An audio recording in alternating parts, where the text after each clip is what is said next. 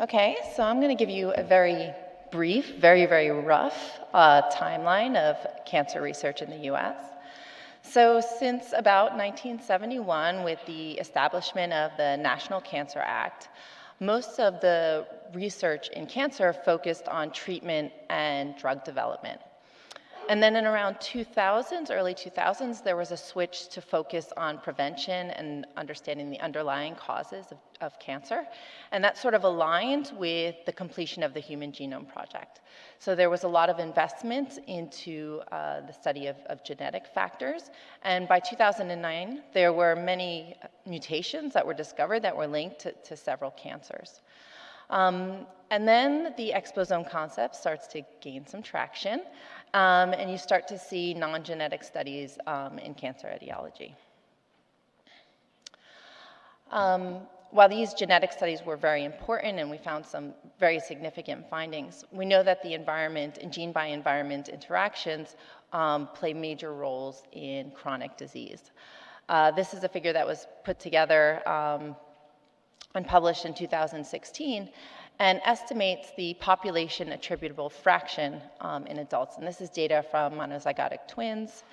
And so the idea is that this PAF represents an estimate of the percentage of cases that if there was some sort of intervention that could remove the genetic and the shared environmental components, they would not get the disease. And what you can see is that the overall PAFs are quite low, right? The highest level is around 50%, this is for respiratory diseases. And as you move down, you move into neurological diseases. And at the very bottom, you start to see the cancers. So the PAFs for cancers are all less than 20%. So environment-related factors contributed to about an estimated about 90% of cancer risk. So I really like this slide of Dean's, and what's the way to look at these environmental exposures? Well, through the exposome. And so I'm going to show, following from what Dean presented, show some examples of how we can use this to look at cancer etiology. So practically, one approach that Dean discussed is using metabolomics. So metabolites, which are circulating in urine and serum, represent exposures from the external environment. They also represent the interaction between these external factors, chemicals and stress and other factors, with the cascade of omes, from the genome, transcriptome, all the way down to proteome, and metabolome. It's also the layer that's closest to the phenotype. And doing this sort of comprehensive, unbiased analysis, we can identify changes in metabolite levels that correlate with cellular function, phenotype, or exposure. And so I'm going to show some examples of studies that I've been involved in that use metabolomics to investigate cancer etiology. So the first example is colorectal cancer. Colorectal cancer is increasing in incidence in younger populations and actually decreasing in older populations, but overall has an increased incidence.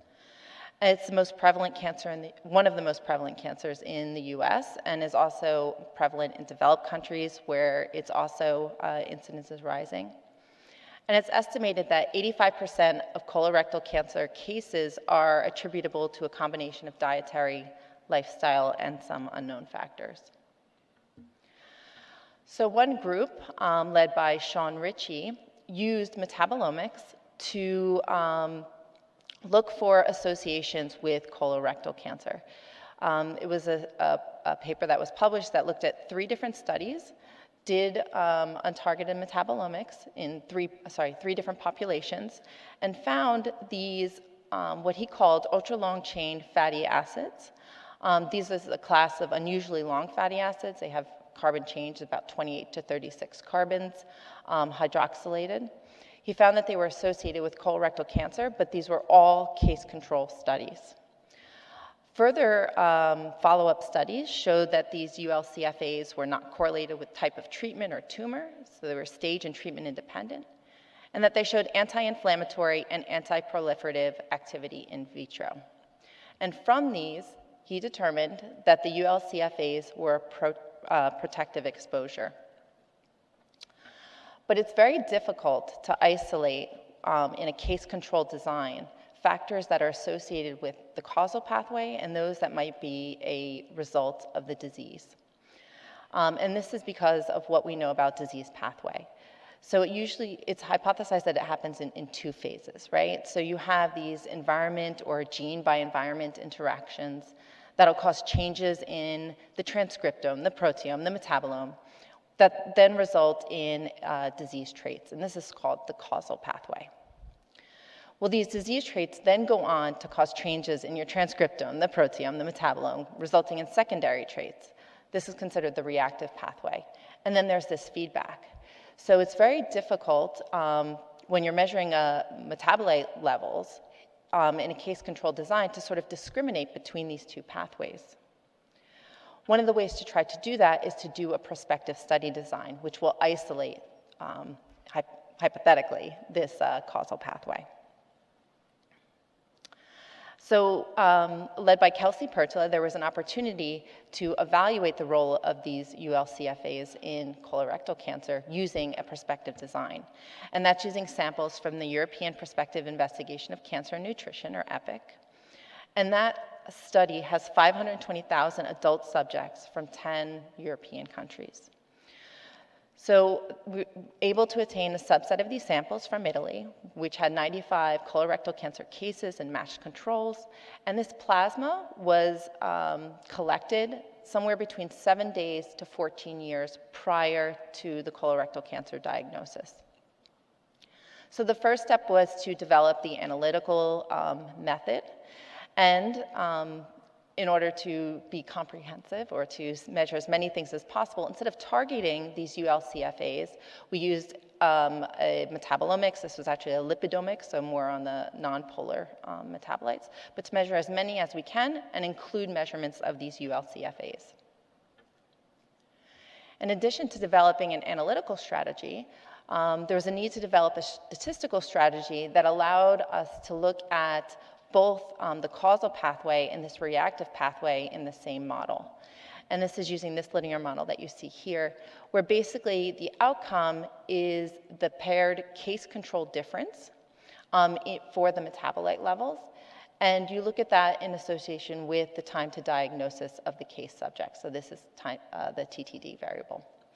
So if your y-intercept is significant, this would indicate that there's a difference in cases and controls. And so a negative value would be higher in the controls and protective, like Ritchie proposed. If the coefficient related to the time to diagnosis is significant, this would mean that timing affected the outcome, and it was probably, in fact, associated with the disease progression. Right? So if you look at this graph, this is simulated.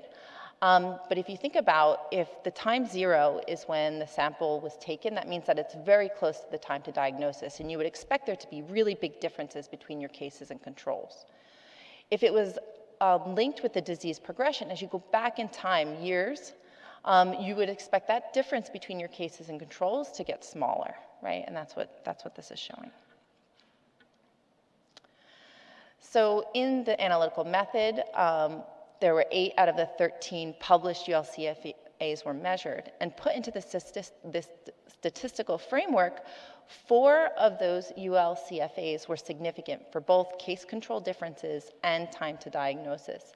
And so these compounds appear to diminish as the disease progresses and is therefore most likely a reactive marker and not a causal marker or protective for the disease. And this sort of highlights not only, although Ritchie did replication in the sense that there was 3 different independent studies, it shows the importance of doing also prospective study design when you're trying to look at causality.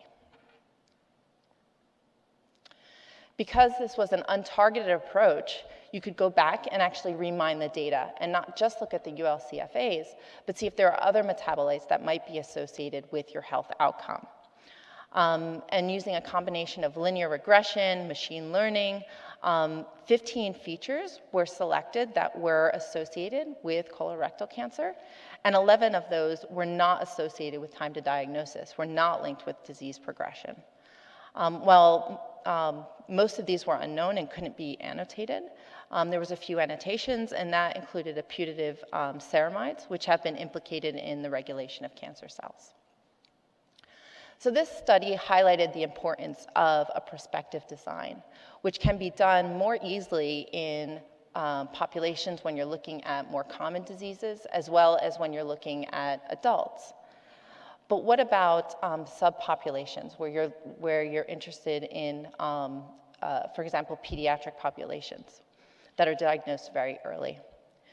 So this just shows some cancers that are diagnosed early in life, lymphoma, as well as some CNS tumors. And you can see that diagnosis is really early on, around 0 to 4. And so 0 to 4 years old. And this suggests very early life contributors.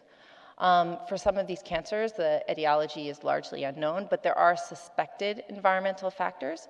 A lot of these come from the epidemiological evidence that shows that there's increasing incidence among generations, and that there's increasing incidence with migration, and so these would reflect changes in exposure. There's also cellular and animal studies that support the role of some environmental toxicants. So how do we actually go back and measure these early life exposures? We proposed that we could do this retrospectively using archived neonatal dry blood spots. These dry blood spots are collected from 98% of newborns in the United States 30 to 48 hours after birth as part of the standard neonatal screening program. They're used to test generally for congenital disorders, and if they're stored, if the remainder is stored, it can be used in epidemiological studies. Just for an example, California has been storing these dried blood spots since the early 1980s. They have over 7 million dry blood spots. And if you think about it, that means that there's a dry blood spot for every disease or disorder that has been diagnosed in the last 30 years, which is just a huge amount. This is a unique and important biospecimen for understanding causes of pediatric disease because it allows you to go back in time to that neonatal period to do direct measurements. It's not just California. There are other archives across the US that are states that are storing these for long amount of time. There's over 10 states that store them for over 10 years.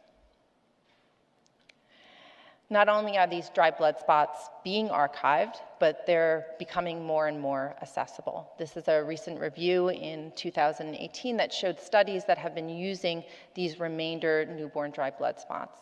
While most of these studies are using for additional tests for genetic screening, there are some that have come out that have looked at external exposures. So we set out to develop untargeted methodologies for interrogating these archived newborn dry blood spots.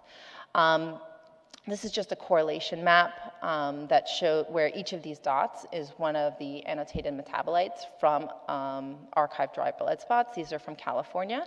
It's about 200 dry blood spots. They are stored at -20 for up to over 15 years. So each point is an annotated metabolite, and the closeness of the dots is how highly correlated these metabolites are. And the point of this is just to show the breadth, right? That we could see many different metabolites inside these archived dry blood spots, hormones and steroids, phospholipids, fatty acids. And additional studies have shown that you can see approximately 80% of the endogenous metabolites that you see in plasma or serum sample. So once we developed this method, we wanted to apply it to investigate early life causes of childhood leukemia. 31% of all childhood cancers is leukemia. The most common is acute lymphoblastic leukemia. And then there's also acute myeloid leukemia, or AML, which is actually quite rare. There's some environmental exposures that have been in the literature. These include associations with radiation, paternal smoking, and environmental chemicals. And we know that for childhood leukemia, early life exposures are important and most likely occur from 2 events. And this is really shown by some review papers that were put together by Mel Greaves. So there's 2 major findings that suggest that there's a 2-hit model that initiates early on.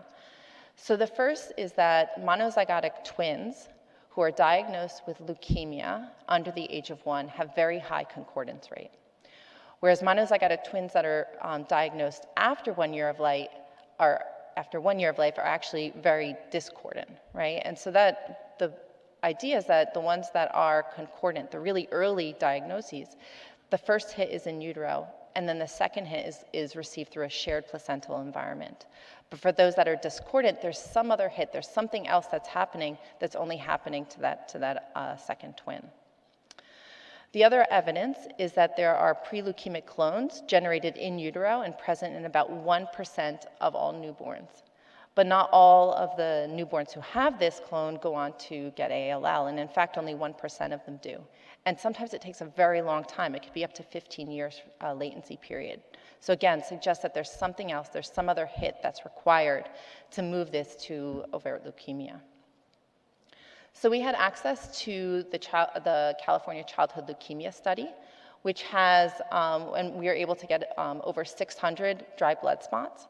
So when a child was enrolled in this study, they were diagnosed with leukemia.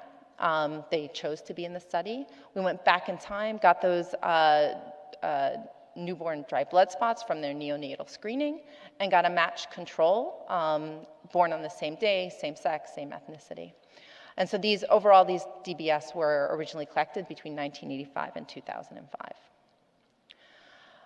Something that's interesting to ALL is that if you look at the incidence rates, there's sort of this hump between the ages of 1 and 6. And our findings, as well as epidemiological studies, suggest that these are 2 different phenotypes, and so we needed to separate them out and stratify our analysis. And we removed all the infants because they would have gotten leukemia probably in utero. So we performed our untargeted metabolomics assay on these archived dry blood spots, and I'm just going to talk about the late diagnosis group. We found 18 metabolites that were associated with ALL. I'm just going to focus on that cluster at the top, which if you look down, you see this 18-2, right, over and over again. And so it seemed that there was a pattern here that many of these metabolites had these 18-2 fatty acid chains. We also identified 2 essential nutrients, linoleic and linolenic acid. And these dry blood spots were collected about 48 hours after birth, so there would have been some feedings that happened from the time of when the child was born and the actual dry blood spot was collected. So we also looked at breastfeeding duration, because it's a risk factor for ALL. And in fact, it's inversely correlated with breastfeeding duration, which makes sense in terms of the levels of linoleic acid in colostrum or breast milk versus formula. We also looked at maternal pre-pregnancy BMI, because it's also a risk factor for ALL, and we can see that it was also correlated, positively correlated with this cluster of metabolites.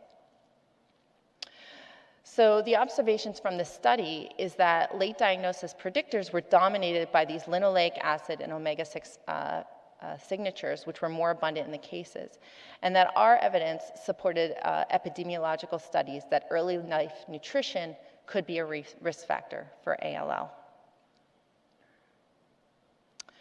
As part of this childhood leukemia study, we also had access to this very rare subset of AML subjects. And so we did a small feasibility study. Similar to ALL, the etiology is largely unknown. One of the largest risk factors for AML is Down syndrome, but there's some suggested environmental factors. Epigenetics may be important. And as we see with many diseases, including cancer, there are significant sex disparities. Hispanic female AML incidence rates are increasing in California, while overall incidence is stable. And there are significant effects of sex on the survival of pediatric AML patients, suggesting differences in underlying biology. So we use the same sort of approach, looking at stratified analysis. Again, this is a feasibility study on published results and small numbers, right? But we were able to identify some metabolites linked with AML in the males and the females that they were different between the sexes. Just to get an idea of the predictive ability of these metabolites, we calculated sort of, I'm going to call them qualitative CVAUCs because we're only looking at the test set here, okay? And in the female group, they were much better predictors. And this sort of followed through all of our analyses. Here's a correlation heat map of those same predictors by sex. And for the males, there's sort of no structure to the data, where for the females, you can see that there's sort of 3 distinct clusters, suggesting that there's some relationship between the predictors that were found in the female group. And we've been working on annotating them, and 2 of the putative annotations include potential ceramides. And as I said, ceramides play roles in cancer cells in terms of both proliferation as well as cell death. So there's some biological feasibility to these annotations. And so these observations from these very preliminary results suggest that there's different early life predictors for males and for females. We're in the process of doing the annotations of what these metabolites are. And future work obviously will include larger sample sizes and hopefully will enable us to determine if there's other factors such as phenotypic subsets that may be driving this heterogeneity in males. As part of the childhood leukemia study, and we are trying to perform a multi-omics analysis to really get a comprehensive view of the exposome as much as we can. This is being led by Steve Rappaport. And Adductomics, his Adductomics pipeline focuses on human serum albumin, which is the most abundant protein, blood protein. On one of the peptides of this HSA, there's a really reactive site, which is the cis34. And so if there's a reactive chemical from, for example, as intermediates of metabolism or markers of oxidative stress, these are chemicals, because they're not stable in blood, I would not be able to analyze using the Metabolomics platform, right? So it's able to capture those through reactions. And since HSA remains circulating for about 1 month, in a dry blood spot, you would actually be able to see exposures that happened sort of the last month of gestation. And so Yukiko Yano altered this Adductomics workflow to focus on dry blood spots and was able to identify 26 different adducts in archived dry blood spots from California, including oxidation products, mixed disulfides, as well as other modifications. And did an analysis in the same AML subjects that we had studied with metabolomics. And one of the adducts that sort of rose above the rest is this homocysteine, which was higher in the controls than the cases. And there's some ideas of how this may play a role in AML. It might be related to epigenetic mutations or 1-carbon metabolism and folate.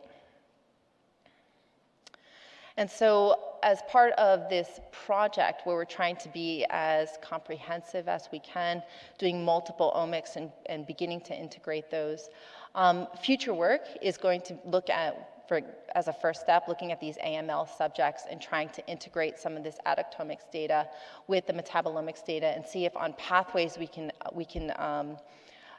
gain some insights that we may not be able to do on their own. There's also methylation data that we can start to combine some of these targets of the ALL studies, some of these 18-2 fatty acids that were identified, and see if they are linked with any of the methylation data. We have a validation study in progress that's ongoing right now, where we have other dry blood spots from another cohort where the children went on to develop leukemia, as well as blood from the mothers during pregnancy.